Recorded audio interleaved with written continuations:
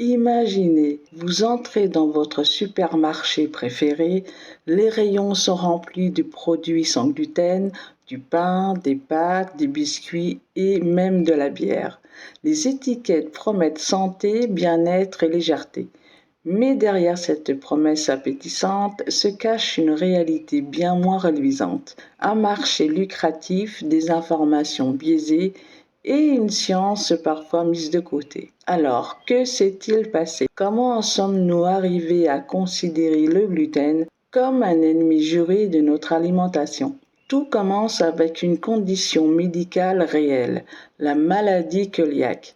Pour ces personnes, le gluten, une protéine présente dans le blé, le seigle et l'orge, est un poison. Il déclenche une réaction auto-immune grave, endommageant l'intestin et entraînant de nombreux symptômes, fatigue, douleurs abdominales, anémie, etc. Diagnostiquée chez environ 1% de la population mondiale, cette maladie nécessite un régime strict sans gluten. Mais au début des années 2000, une nouvelle mode voit le jour.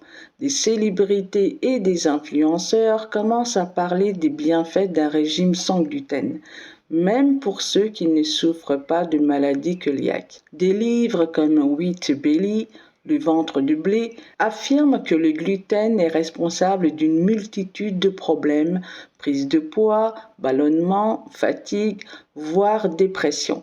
En parallèle, certains médecins évoquent une sensibilité au gluten non cœliaque, une condition mal définie qui toucherait une partie de la population. En moins d'une décennie, le marché du sans gluten explose. En 2011, les ventes des produits sans gluten atteignent des milliards de dollars et elles continuent de grimper.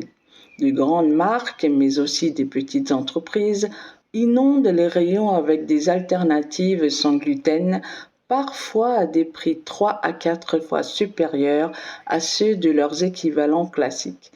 Et c'est là que commencent les premières controverses. De nombreuses marques se mettent à apposer l'étiquette sans gluten sur des produits qui n'en ont jamais contenu, comme les chips, le lait ou le chocolat. Cela crée une confusion chez les consommateurs qui associent automatiquement cette mention à un produit plus sain.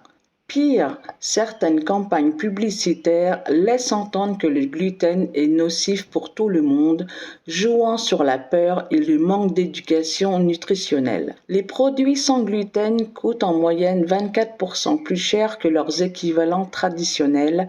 Pourtant, dans bien des cas, le coût de fabrication n'est pas significativement plus élevé. Les industriels surfent simplement sur la tendance pour gonfler leurs marges. Autre problème majeur, la qualité nutritionnelle de ces produits.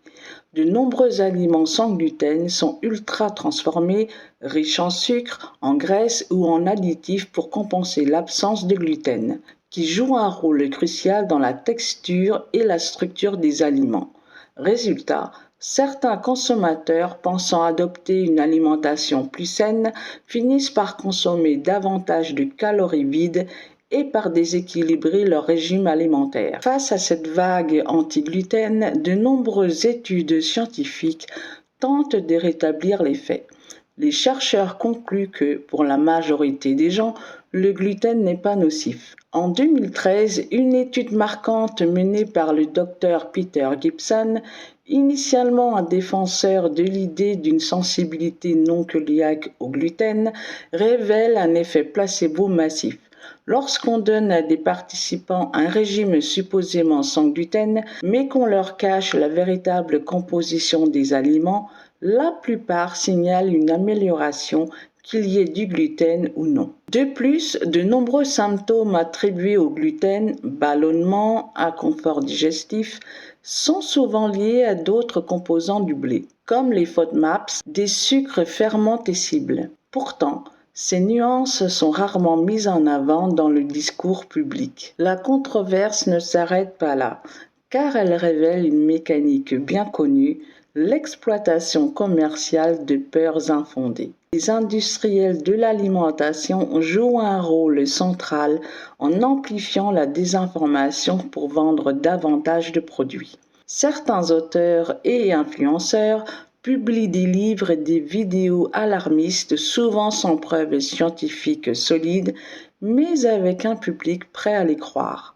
Les laboratoires proposant des tests de sensibilité au gluten, souvent coûteux et peu fiables, profitent aussi de cette mode. Cette hystérie autour du sans gluten a des effets délétères. Pour les véritables malades cœliaques, cela complique l'accès à des produits adaptés car leurs besoins sont noyés dans une mode alimentaire. De plus, la banalisation du régime sans gluten peut minimiser la gravité de leurs conditions.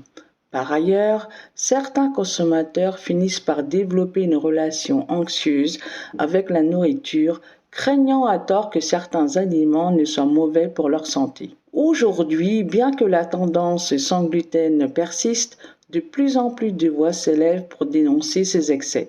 Les nutritionnistes rappellent qu'une alimentation équilibrée, incluant des céréales complètes riches en gluten, est bénéfique pour la majorité des gens. Cependant, le scandale du sans gluten reste un exemple frappant de la manière dont une idée peut être déformée et exploitée au détriment des consommateurs. Cela soulève une question essentielle. Comment pouvons-nous mieux éduquer le public face aux modes alimentaires et éviter que la peur ne dicte ce que nous mettons dans nos assiettes? Alors, la prochaine fois que vous voyez l'étiquette sans gluten, prenez un instant pour réfléchir. Est-ce vraiment nécessaire ou bien est-ce simplement un coup de marketing? Le vrai pouvoir réside dans notre capacité à poser des questions et à exiger des réponses basées sur la science et non sur la peur. Qu'en pensez-vous? Votre assiette contient-elle des vérités ou des illusions? Dites-moi en commentaire ce que vous en pensez et surtout, n'hésitez pas à vous abonner.